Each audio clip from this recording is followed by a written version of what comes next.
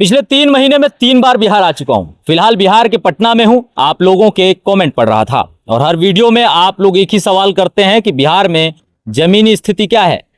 कई विधानसभाओं, ग्रामीण और शहरी क्षेत्रों में आम जनता की राय और राजनीतिक पंडितों के विश्लेषण के आधार पर अब तक बिहार इलेक्शन को मैंने कितना समझा, चलिए बताते हैं।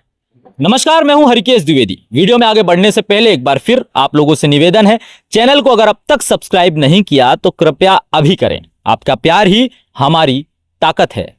बिहार विधानसभा चुनाव 2025 में मुख्य मुकाबला दो बड़े गठबंधन, राष्ट्रीय जनतांत्रिक गठबंधन यानी एनडीए और महागठबंधन INDIA ब्लॉक के बीच है। नामांकन प्रक्रिया पूरी हो चुकी है और प्रचार प्रसार चरम पर है। महागठबंधन में सीट बंटवारे को लेकर ठीक से सहमति नहीं बन पाई है, खासकर झारखंड मुक्ति मोर्चा यानी JMM के गठबंधन से अलग होने के बाद। एनडीए में बीजेपी, JDU और उनके सहयोगी दलों ने प्रत्याशियों के नाम घोषित कर रैलियां शुरू की हैं। पीएम मोदी और मुख्यमंत्री नीतीश कुमार की जनसभाएं और प्रचार कदम फिलहाल तो काफी तेज चल रहे हैं।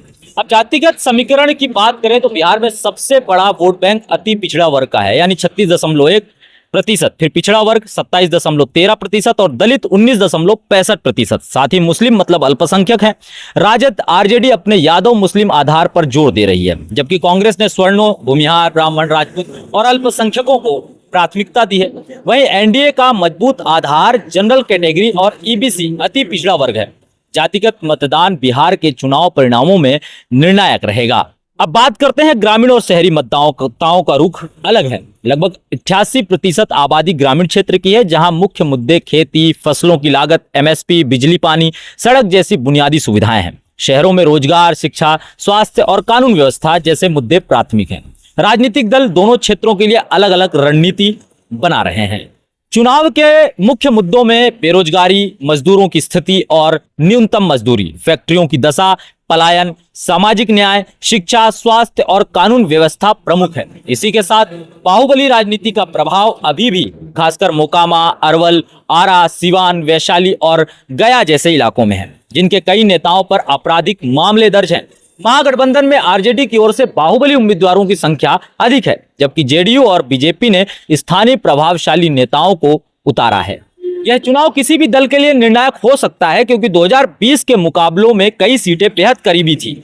इस बार 52 विशेष सीटें हैं जो हार जीत तय कर सकती हैं। राज्य की राजनीतिक चेतना तेज हो रही है, पर असल मुद्दों जैसे प्रति व्यक्ति आय, उद्योगों का पलायन, शिक्षा की स्थिति, ग्रामीण बुनियादी ढांचा अभी भी चुनावी बहस में सीमित है। इसी बीच राजनीतिक परिदृश्य में एक नया खिलाड़ी भी सामने आया, जन सुराज पार्टी। यह पार्टी 2024 में प्रशांत किशोर द्वारा स्थापित की गई है और इस चुनाव में बिहार की सभी 243 सीटों पर अपने उम्मीदवार उतार रही है। जन सुराज का मकसद पारदर्शी और विकासोन्मुख राजनीति, शिक्षा, रोजगार, भ्रष्टाचार मुक्त प्रशासन और सामाजिक न्याय है।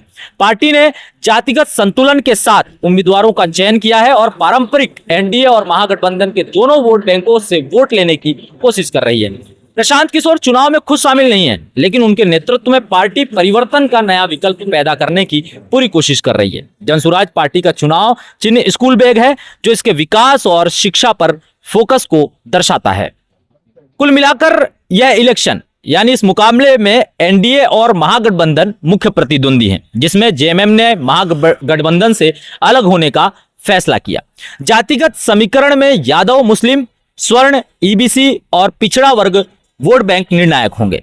88% ग्रामीण आबादी के मुद्दे अलग, शहरी मतदाताओं के मुद्दे अलग हैं, जो अलग भूमिका भी निभाते नजर आ रहे हैं। बेरोजगारी, मजदूर, न्यूनतम वेतन, फैक्ट्री बंद, पलायन, शिक्षा, स्वास्थ्य, कानून व्यवस्था मुख्य चुनावी मुद्दे हैं। बाहुबली राजनीति का प्रभाव राज्य के कई इलाकों में बना हुआ है। वहीं 52 निर्णायक सीटें इस बार के चुनाव परिणाम भी तय करने वाली हैं। 52 निर्णायक सीटें जो पिछली बार से बेहद अलग हैं। वहीं जनसुराज पार्टी एक नया विकल्प लेकर आ रही है, जिसे प्रशांत किशोर चला रहे हैं, जो पारदर्शिता, विकास और सामाजिक न्याय पर जोर देती हुई नजर आ रही है, जो कि उनके भाषणों में भी आप सुन सकते हैं। वहीं ग्रामीण और शहरी मतदाता दोनों का रुख चुनाव पर प्रभाव डालेगा। ग्रामीणों के मुद्दे अलग हैं, शहरी लोगों के मुद्दे अलग हैं। कुल मिलाकर जमीनी स्तर पर अध्ययन करने के बाद यह आंकड़े और चुनाव का रुख अब तक जो समझ में आया है वो यही है। हालांकि यह चुनाव है बिहार का, जो कब कहां जाकर पलटी मार दे यह कहा नहीं जा सकता।